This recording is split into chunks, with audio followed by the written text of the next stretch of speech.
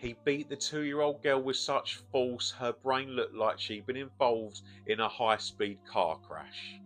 Did he call for help? No. He took photos and filmed her as she lay dying.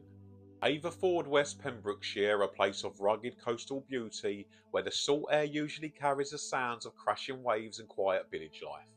But in the summer of 2020, behind the closed doors of a terraced house on Prince's Royal Way, a darkness was festering. A darkness that would eventually consume the life of a defenceless 2-year-old girl named Lola James. This wasn't a tragedy born of a single moment of madness. This was a slow motion descent into a living nightmare. Kyle Bevan, a man with a volatile history of narcotic use and a hair-triggered temper, had moved into the home of Sinead James just months prior. He wasn't a father. He was a predator in the guise of a partner. On the night of the 17th of July, while the rest of the world slept, Bevan unleashed a frenzied and extremely violent assault on a child who barely reached his knee. The medical evidence is a harrowing map of cruelty. When paramedics finally arrived, they found Lola's tiny body a canvas of catastrophe.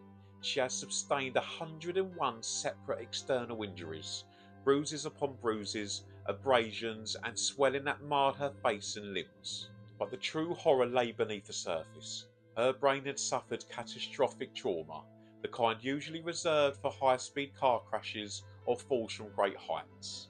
The force required to cause such damage to a toddler is unimaginable.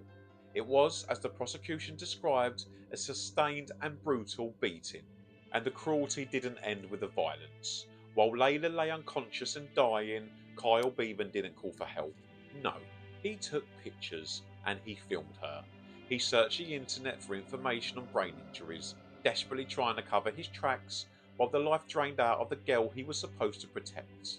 Lola died 4 days later in a hospital bed, surrounded by machines that could no longer fix what Bevan had broken. In 2023, the justice system finally caught up. Kyle Bevan was convicted of murder and sentenced to life with a minimum of just 28 years. Sinead James, the mother who allowed this monster into their sanctuary, was found guilty of causing or allowing the death of a child, but no sentence can undo the terror of that final night. Lola James wasn't just a statistic in a courtroom. She was a little girl who deserved a lifetime of safety.